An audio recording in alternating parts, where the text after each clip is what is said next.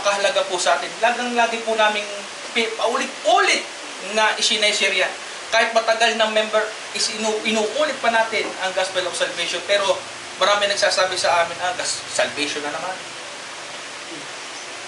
Salvation na naman. Paulit-ulit na naman. Ang gusto namin ay kalakasan. Ang gusto namin ay Christian living. Ha?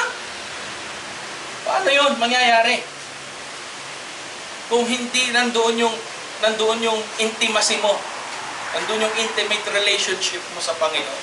Tandaan po natin, ang buhay ng tao 70 lang compared to eternity. Kung sasabihin mo salvation ng salvation, ay hindi pwede sa langit yung nagrereklamo. Hindi pwedeng tanggapin sa langit yung nagre-reason out kalagi, nagbibigay ng dahilan. Samantalang ang kapalit nito ay buhay na walang hanggan. Tapos pagsasalita tayo ng salvation na naman. Kaya pag pinagbasa po natin ang book ni Pablo, patungkol lagi ito sa kaligtasan eh. Kasi kung sasabihin mo salvation ng salvation, ano ba nagiging resulta na ikaw is a person? Naglilingkod sa Panginoon. Yes. Habang buhay na ipinaglilingkod sa Panginoon. Ano po? Hindi pa andap-andap o paputol-putol ang paglilingkod. Oo. Hindi tumitigil. Nauunawaan niya si Kristo. Nauunawaan niya ang gawain. Merong damdamin sa Panginoon. Kaya mayroong discrepancy sa church. Kung may pastor ni Satanas, may pastor ni Kristo. Kung may church ni Satanas, may church ni Kristo. Dalawa lang naman ho yan eh. May dalawa ding klase ng member. May unbeliever, may believer. Pero, nakakalungkot po, dahil matagal na daw silang ganon, huwag daw natin pakikilman. Diyos lang ang nakakaalam.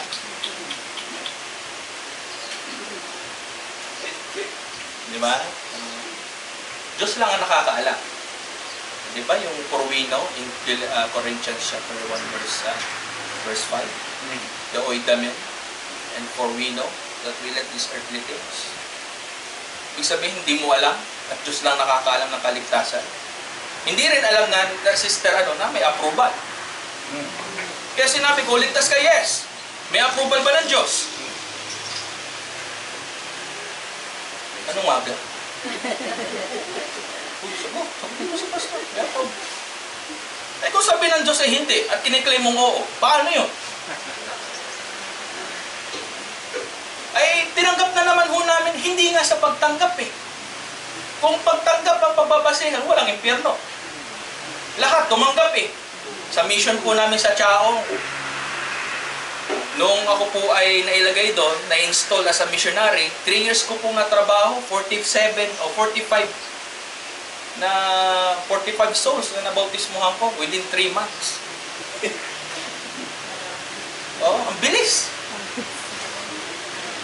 Kasi sa amin, ang po namin, go. Yun daw ang verb, go. Then, pag nailagay yung salvation, turuan ng salvation, bautismo. Kasi sunod-sunod daw yun eh. Go, teach all nation, baptize. Kaya naka-45 agad tayo. Diba? Bilis ang application. Mabilis ang application. Bilis din na wala. Mabilis din na wala. Pag instant, soul winning, instant nawawala. Kaya tama po yun. Pag instant tayo sa Panginoon, may instant din tayo sa harapan niya. Wala. Magiging baliwala. Kami, instant din kami sa Bible school. Lahat. Black out. Wala eh. Ang layo.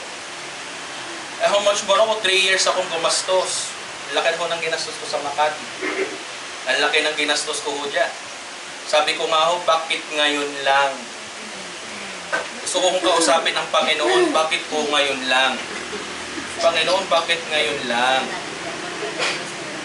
Kung kailan kami tapos na, kung kailan kami established na, kung kailan umabot na ng 35, o magta-36 na ngayon eh, 36 years, bakit ngayon lang? Hindi natin alam. Bakit gano'n ang ginawa ng Panginoon? Kasi may right time and right place. Yes. Opo. Kasi tinan nyo po, ang ganda ng ministry, ang lalayo. Paano na-reach out? From Candelaria to Pangasinan, Pangasinan to Borongan. Eh kung tamad na pastor, hindi mo napupuntahan yan eh. Kasi gastos.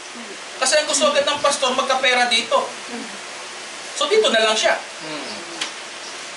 At kung may pupunta man doon, kailangan may makukuha siya doon. Ano ba? May makukuha dapat siya. At kapag pinakuha siya, pupunta sa airport, mag-ibang bansa. Mamamasya.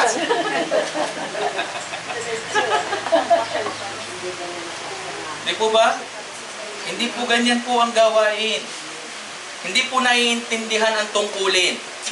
Hindi naiintindihan. Kaya nga po, as courageous conviction is concerned, dapat talagang punaunawaan lang po ng mga kasamahan po namin. Na talagang wala po tayong ibang priority. Diba? Ang pinaka-business ng church is kaluluwa. Yan talaga ang pinaka-ano po ng essence ng church. The purpose of the church is to have a compassion sa kaluluwa. The precious commodity. Yun. The precious commodity of the church. Kasi inventor kailangan ni pag gumadre, tama yun. Kasi gagredan ako ni pastor baka ko'y magandang bagsak The precious commodity of the church is soul and spirit. Kaluluwa. Kaya hindi po tayo entertainment po dito. Kaya ngayon ko lang po naranasan na akala ko pagpunta rito ay kasi karamihan sa mga nakakasalamuha, gala. Gagala talaga. Pero dito iba. Maghapon tayo, nag-aaral. Pero tingnan niyo po ang espiritu ng Panginoon, ang Holy Spirit talaga. Maghapon tayo nag-aaral pero hindi ho nakakasawa. Ang tagal na ho niyang rapture na yan, yung anong yan. Ligtas na tayo, New Jerusalem, tapos na pero nabalik ulit.